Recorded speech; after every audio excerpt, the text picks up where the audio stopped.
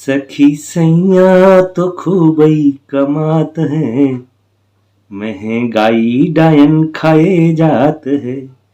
जी हाँ, पूरे विश्व में महंगाई की मार है तो वहीं केंद्रीय कर्मचारियों और पेंशनर्स को भी इंतजार है महंगाई बढ़ने का। नहीं नहीं, महंगाई भत्ता या महंगाई राहत बढ़ने का इंतजार है। तो कितनी घटेगी महंगाई और कितना बढ़ेगा महंगाई भत्ता या महंगाई की राहत पेंशनर्स के लिए, आइए जानते हैं सब इस वीडियो में। बस बने रहिए मेरे साथ। नमस्कार, आप देख रहे हैं अपनी बात अनिल के साथ।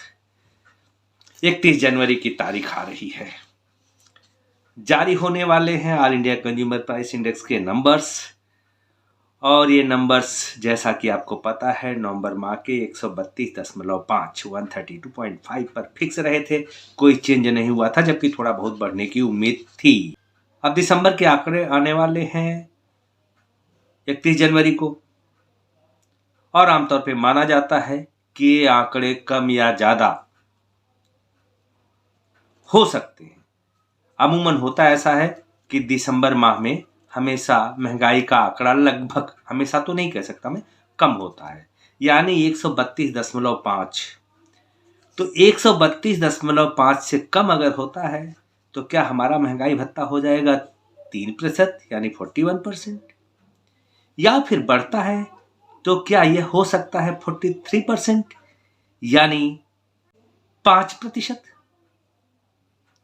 या फिर कहीं घूम फिर करके रह जाएगा 4% यानी 42 पर ही। आइए देखेंगे, लेकिन कैसे आता है यह महंगाई का आंकड़ा, निकालते कैसे हैं? तो आइए मैं आपको बता देता हूं कि इसको निकालते कैसे हैं और फिर आने वाला क्या है।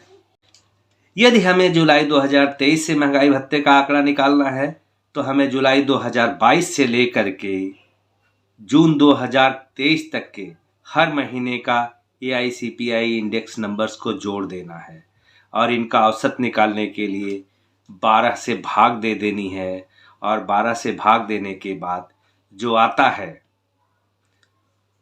उसको 2.88 से गुणा कर देना है, क्योंकि जो बेस ईयर रखा गया है वो 2001 की कैलकुलेशन है और 16 में 2.88 से भाग दिया गया है, और बेस ईयर का जो रखा गया 261.4, तो 261.4 के लेवल पर लाने के लिए 2.88 से गुणा कर देना है।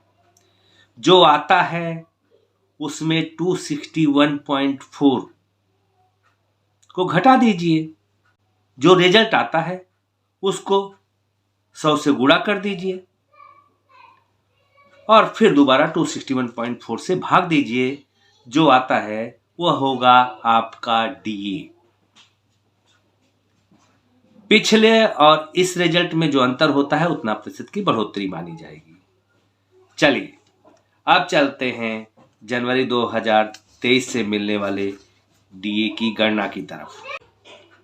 तो आइए देखते हैं जनवरी 2023 से कितना महंगाई भत्ता लागू होगा। तो इसका जोड़ने के लिए हमें जनवरी 2022 से लेकर दिसंबर 2022 तक के सभी AICPI नंबर्स को जोड़ना पड़ेगा, जैसा आपकी देख रहे हैं चार्ट में। इनको जोड़ने के बाद आ रहा है 1546.7। ध्यान रहे नवंबर तक के आंकड़े आ चुके हैं जो हमने रख दिया है, लेकिन दिसंबर का आंकड़ा नहीं आया है, उसको मैंने 128.3 लिया है।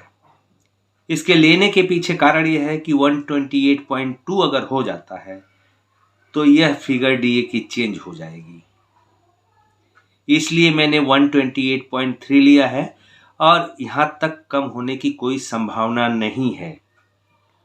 कितना भी महंगाई कम रही हो, लेकिन 131 या 130 से नीचे नहीं जा सकती है, लेकिन इससे नीचे जाने से महंगाई का आंकड़ा चेंज हो जाएगा, इसलिए 128.3 लिया है मैंने। 128.3 लेने से 128.2 अगर हो जाता है तो आंकड़ा चेंज हो जाएगा। तो आइए इसका गुणा भाग करते हैं। अब आता है 1546.7, इसको 12 से डिवाइड कर देते हैं तो आता है 128.89। तो इसको 2.88 से गुणा कर देते हैं और 2.88 से गुणा करेंगे, जो रिजल्ट आता है 371.2। 371.2 में से 261.4 हम घटा देंगे। 261.4 घटाने पर रिजल्ट आता है 109.803। इसको 100 से गुणा करिए तो आता है 10980, और इसको 261.4 से डिवाइड करिए तो आता है 42 पॉइंट समथिंग।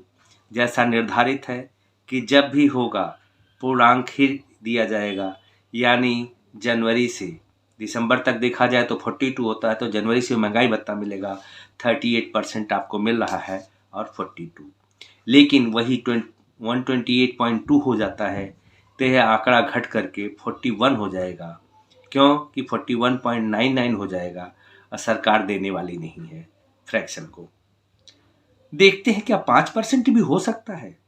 जी हाँ, अगर यह आंकड़ा बढ़ करके 139.1 से ऊपर जाएगा तो 5% बन जाता है, लेकिन 139.1 तक यह आंकड़ा 4% ही रहेगा, और वह भी होना मुश्किल है, वह भी नहीं होने वाला है। यानी कन्फर्म है कि 4% महंगाई भत्ता निश्चित होना है। मिलना न मिलना, देना न देना, ये सरकार का फैसला है, और मिलेगा या नहीं मिलेगा। लेकिन उससे पहले आपसे गुजारिश कर दूं कि चलते चलते वीडियो को लाइक जरूर कीजिएगा। यह लाइक करने से हमें बल मिलता है कुछ अच्छा करने के लिए, कुछ और मेहनत करने के लिए हमें प्रेरणा मिलती है। अभी के लिए इतना ही। नमस्कार।